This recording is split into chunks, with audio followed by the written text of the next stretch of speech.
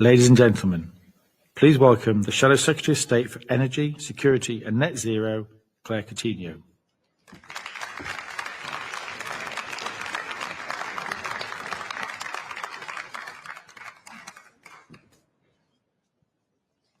Fantastic. Thank you so much, everybody, for joining us.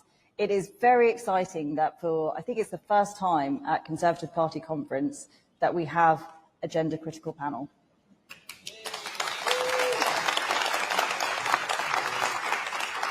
But this may not surprise people because, as everyone will know, our leader, Kemi Badenoch, was one of the leading voices in this battle. And when everyone was telling her not to speak up, she could see that something wrong was happening in this space, and she did. And she did.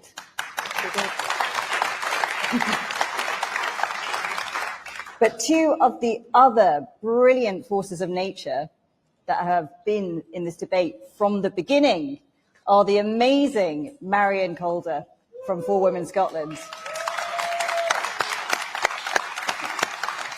and Sharron Davies. And you will know them both. They have been so brave and they have won arguments. But what we're going to talk about today is where we are, what the Supreme Court ruling means, why the fight is not over, and what happens next. So if I could start with you, Marion, do you want to tell us about how you got interested in this area? Wow. About 10 years ago, I started seeing some ideology creeping in from primarily North America, and I thought, this seems to be a bit strange and hopefully it won't actually come here, but it unfortunately did. And I thought, well, someone is going to start talking about women's rights at some point, surely, because it was just focusing on other ideologies, but women weren't actually being mentioned in any of this. And so I was waiting for the adults to come into the room, and it appeared that myself and many other women, some of which are in this room, were the adults that they had to come and step forward to actually start challenging and bringing women's rights forward, and also lesbian and gay and bisexual rights. So, so that's how about 10 years ago. And at what point did you decide to sue the Scottish government? Probably from the beginning. I seem to have discovered a new hobby. It's an expensive one. They're not very good at settling their bills, by the way. We're still waiting for them to settle up since April. So, we've got another case coming on which we're challenging about prisons, and we will continue to fight until we actually restore our rights of women back into law in Scotland and wider, obviously, UK as well. And Sharron, I think seeing you in that debate must have been so inspiring for so many people, because you are obviously an athlete, an Olympian, a writer, a celebrity, and for people who spoke up, there was so much to lose. So what drove you and what gave you the courage to do that? So for me, I was competing during the East German era, which was allowed to happen for 20 years. And these poor young East Germans were filled full of testosterone so that they could win medals for their country. And there was no thought to what that would do to them. But there was also no thought to the women that was losing out. And this was allowed to go on for 20 years. And, although I managed to win a silver medal, I had friends that were fourth behind three East Germans whose whole lives would have been different if they'd won the medals they should have done. And I have a daughter who does track and field, and now I have a granddaughter as well. And I just thought, I cannot stand by and watch another generation of young girls have things stolen away from them that they deserve to have. In the world of sport, women get 5% of the sponsorship dollar. 95% of the money in sport goes to men. And then we were told, 10 years ago, we were no longer allowed to have a level playing field and fair sport. And I thought, I'm lucky enough to have paid most of my bills, not all of my mortgage, like most of us. But I just cannot stand by and watch this happen again. And yeah, it was a big hit. Life is still really difficult. Cancel culture is extremely real. But I felt that women deserve to have their fair sport. And what I wanted to do was to bring the debate out. And we couldn't. In the early days, we literally could not even get the debate. We couldn't get the science and the facts. We weren't even allowed to tell the truth. It's still difficult today. But it's a lot better than it was. And we are gradually, winning the battle in sport. But then we have, Lisa Nandy last week turn around and say, oh, well, some sports. Well, any sport that could have been co-ed was already co-ed. So any sport that was fair, to have men and women in together already had it, and that was predominantly equestrian. So there is no level playing field if you allow any biological male into a women's sport whatsoever. And what we've found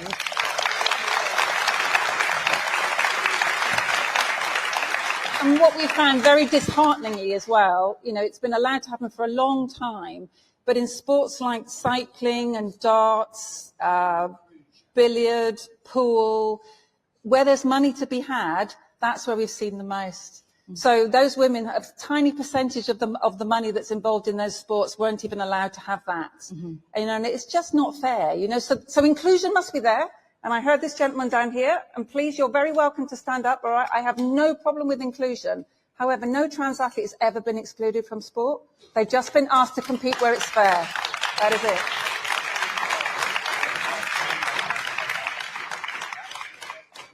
But we cannot remove the biological advantage. There's not a single piece of peer-reviewed science in the world that says that we can remove the biological advantage. So why do you think women aren't entitled to fair sport? Could you just tell me though, why do you think women aren't entitled to fair sport? Okay. Then we can't have fair sport if we have males, people that are biologically male in their sport. So you're taking away fair sport for women. And I will never, ever let that happen.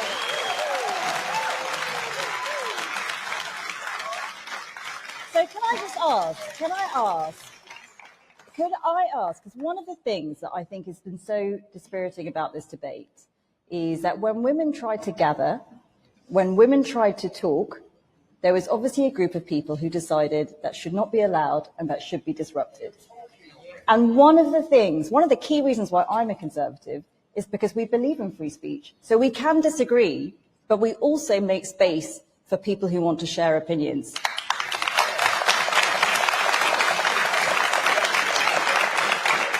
And I just want to ask these wonderful women, what happened to you at the beginning? Because when you were starting to raise concerns, Sharron, you had science on your side. You had facts, you had figures. You should go and look. I mean, I'm sure many of you already have, but you go and look at the reams of data that Sharron has. How did it feel when you were just trying to put forward some of that science to be shut down? It just felt so unbelievably difficult, in a world where women have such small opportunities in the world of sport anyway, that we weren't even allowed to present the facts or the science. And I do believe in inclusion. You heard my speech earlier. Sorry, you've got me twice in a row. But, I really believe in fitness and health and trying to help people. I know that the way to mental health is through physical health.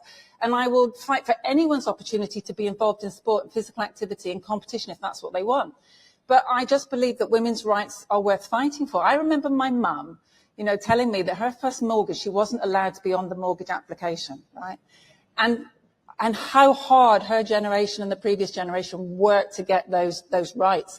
And we're just throwing them away at the moment without there being any real basis for it. Mm-hmm. And Marion, because one of the things that we saw is when the Supreme Court made its ruling at the beginning of the year, there was huge celebrations. There were huge celebrations. People felt like the battle had been won. They were very clear that Sex and the Equality Act meant biological sex. And that was welcomed by people. But I think one of the things that we've seen since then is our institutions have obviously had a bit of a different reaction. So can you tell me a bit about what you've seen? Well, in short, it seems we have a problem with our institutions, especially our unions, that are refusing to move. They're waiting for clarity. We had clarity. We had it in April. The law is on our side. But for some unknown reason, they just want to kind of circumvent the law. This is also known as breaking the law.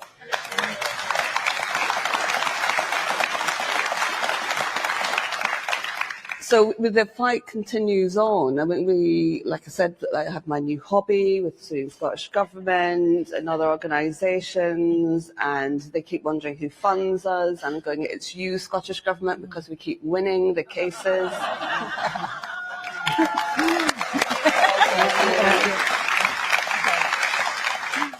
So, yes, we do have a problem with the institutions, the unions.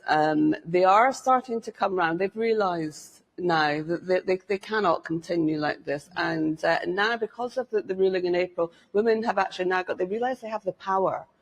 And they know that they can come to organisations like ourselves who can help them with getting in contact with lawyers, how to actually handle conversations with their unions. So it will happen, it's just not happening fast enough. And I guess a question for you, because what I've seen in my job in the equality space and the women that I met with is, you take the case of Jennifer Melly. She was a nurse. She had a patient who was a convicted paedophile, that she had a medical conversation with a doctor, and she said he in that conversation because she was talking about medical needs. Now, the patient got very upset and had a racist tirade at her. She was a black Christian woman, had a racist tirade at her. And then she was suspended from her job. She's still not been allowed to return to that job. 18 months later, she's been penalised. This question of the racist abuse that she faced has not been addressed. So my worry with the Equality Act generally is it's created this hierarchy of diversity, and the needs of that transgender patient was decided to be much more important than her needs, and she was cast aside, and it was the unions. It was the unions who refused to stand up for her.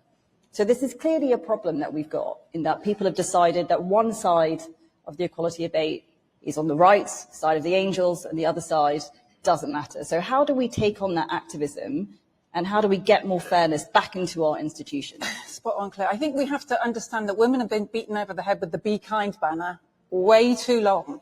No one is being kind to women. We're just supposed to sacrifice the things that matter to us, and that's not fair. And the other thing is we need people with a backbone to stand up. I can speak from sport, obviously, with great knowledge.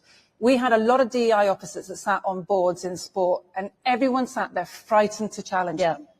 Yeah. And they knew that what they were doing was wrong. They knew it was unfair. And I would have people come up to me every single day in the sporting world and tell me that they were on my side and it was right. But could I get them to speak out? And so we've got to grow a backbone in those boardrooms where people stand up for women's rights, women's equality, and women's opportunities.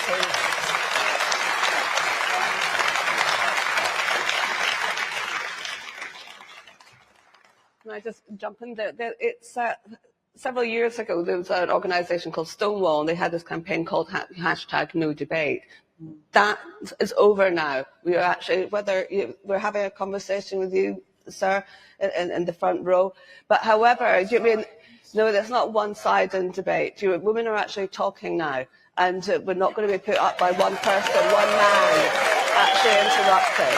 This happened at Scottish Government, outside Parliament. Just 2 weeks ago, we had a meeting outside Parliament with women and men that were speaking. One man with a megaphone and a sound system drowned out hundreds of individuals. I will not allow one man to drown out women that are on this panel now.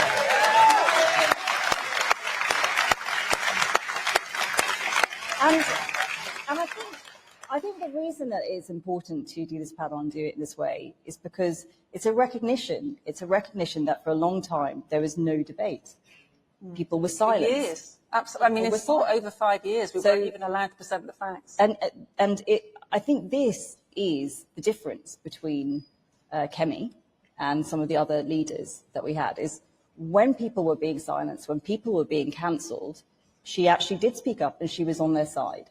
And this is why we wanted to give this moment to you guys, and we wanted to do this panel, to your point, is because for too long, nobody would have done this panel. And if people had tried to do this panel, it would have been shut down.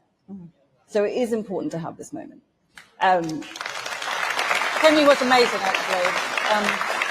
When I was trying to get a voice, for sportswomen, Kemi was incredible, and she was on the verge of trying to clarify the Equality Act right before the election was called, and she was working incredibly hard behind the scenes, and we were being marginalised by a lot of people that saying it was a fringe matter. It's not a fringe matter because it affects 51% of the population. That is not fringe. And who did you go and try and speak to? What was it like trying to knock on those doors and not get any sort of public support?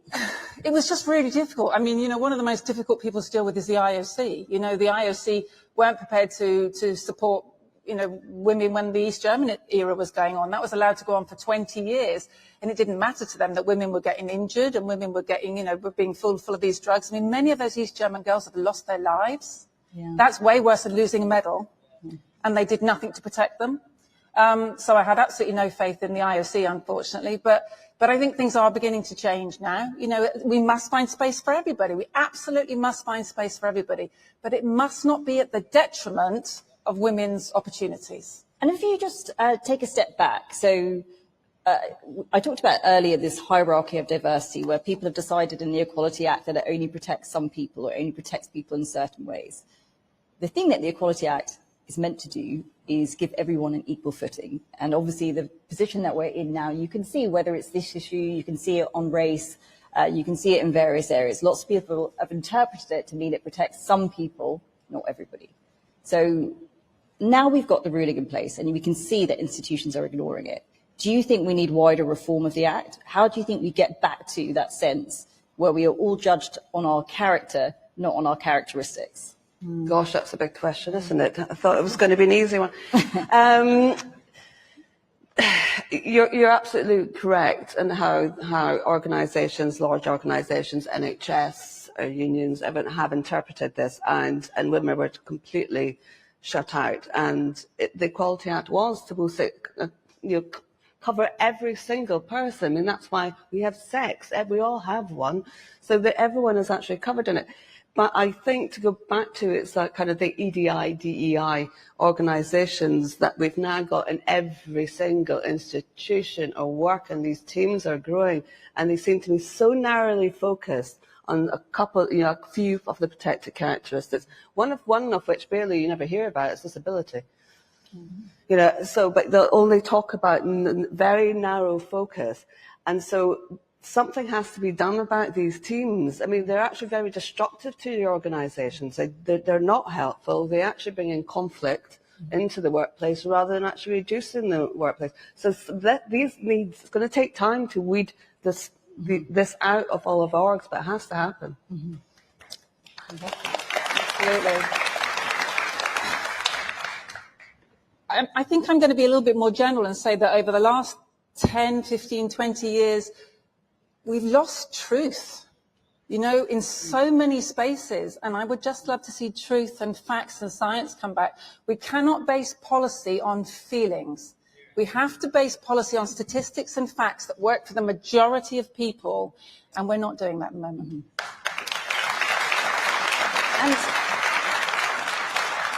So I think when I first came across this area, I was taken through the Free Speech Act, which is protecting free speech in our universities at the moment. And my worry is that the younger generation are being taught not how to think, but what to think.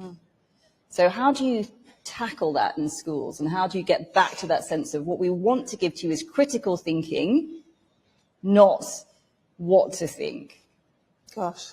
Critical thinking is a tough one, isn't it? Because that's what you seem to have knocked out of our young people, that ability to question and debate. And I think that closing down of debate was a huge problem with that. We've only got to look at what's been going on recently at the Oxford Debate Society and things.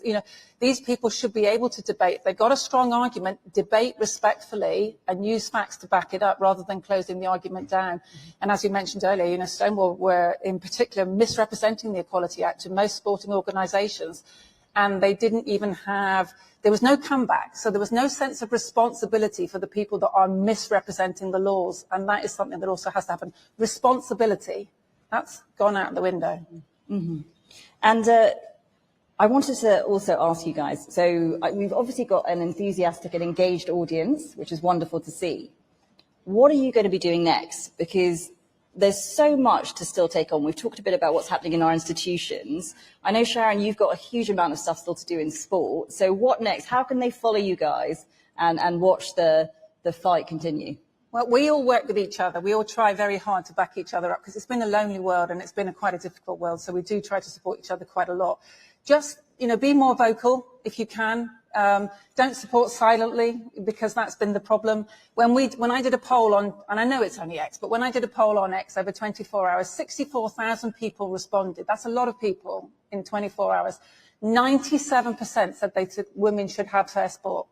So the general public do believe in fairness, but unfortunately they're staying a bit too quiet. So just speak up would make a big difference. I can see various people in this audience who I know have been speaking up, so I'm sure they will heed that call. Marion, what about you? Where will you be next? Oh my goodness, back in court again, no doubt, shortly. I sometimes wonder if I have to claim asylum in England. Yeah. Will I be allowed back over the border this evening? Nicola Sturgeon might be standing there with a book ready to thump it on my head. Well, we'd love to keep you if you want. No, we will just keep campaigning it in Scotland, but with our wider UK colleagues across the whole of the UK. As Sharron stated, there are lots of different groups that are setting up now and have been over the past few years, so we do engage. But again, just what you're saying, it is the public that need to actually start engaging. Just have a conversation with one person every day, whether it's a colleague, a neighbour, a family, taxi driver. There is not a single taxi driver in Edinburgh that's not had their ear nipped by me. And just actually say, did you see this in the news today? What do you think of this? And taxi drivers see it all. So just have that one conversation. Just be a wee bit braver. Yeah, and maybe try not to teach our young girls that they're second class, because I think so many of them are being taught that they're supposed to be passive and everything they do is supposed to come behind somebody else. Our girls are just as entitled to opportunities and success as our young men are. And I think that was I think the one of the most damaging things in terms of the debate, when you had women who were raising concerns, whether it was in rape centres, whether it was in prisons, whether it was in changing rooms. So often they were told they were the problem. Yeah. And actually their worries were not as important as the worries of someone else. What happens and that is reinforces women something which is in self-exclude. society. Yeah. So rather than cause a fuss, they stop going. Mm-hmm. They stop going to their swim classes or their yoga classes or, their private sessions. Whatever it is, they stop going into the change rooms or wherever it is. I mean, I had two lovely older ladies that for years have been going to a women-only swimming class, and one lady caught a bus every morning, and then after she met her friend, did her class, then went for a coffee, put the worlds to right, went home again. And it was a big thing every single week, and it was the only thing she really did. And they had this gentleman that was decided that he was going to change in the changing room, and they tried to change under their towels. They got so uncomfortable, and they just stopped eventually because nobody would support them. Mm-hmm. And it just breaks little stories like that. Another story was an 11-year-old girl came home from school, said to her mum, today, because there was one young boy that was identifying as a girl, the headmaster decided to run mixed races all day, and not one single little girl had won a race on sports day. And so what message are we giving our little girls? We're telling them they're not worthy, and that's wrong. It's just so wrong. Yeah. And I think, that's the thing we saw again. People were labelled, they were cancelled, they were smeared, they were hounded out of jobs. And that's why I know this party will always stand against it. Because you might have a different opinion, great. But what we will never do is shut down people's opinions.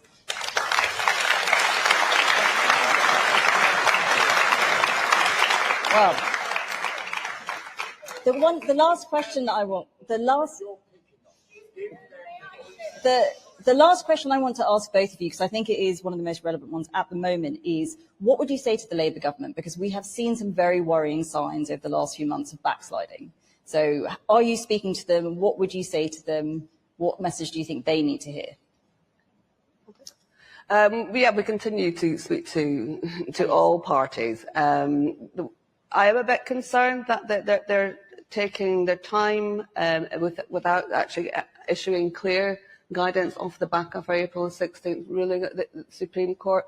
I wish they show a bit more bravery and leadership on this, so that you kind of large organisations, like I said, the NHS, our armed forces, all other things that have all captured by these policies, can actually know what they're doing. They just need steering. I mean, that's where the EHRC come in, but it doesn't matter. It came law. It was always the law that females and males deserve their own spaces. So they do need to step up. But I'm glad to see that Kemi has. Well, if you want to bring your lawsuits down this side of the border, I'm sure they'll be welcome. But for a penny, in for a pound. I think particularly in sport, just listen to the general public, and listen to the science. There is a place in sport for everybody, but the first priority must be safety. That must come first before absolutely anything else, particularly in contact sports. And then it must be fairness, and then we must work on ways to have inclusion. Fantastic. Brilliant. Well, thank you all so much for coming. It is wonderful to see so many of you here. It is wonderful to have both of you on stage. Legends, champions, heroes, thank you so much, everybody. Thank you.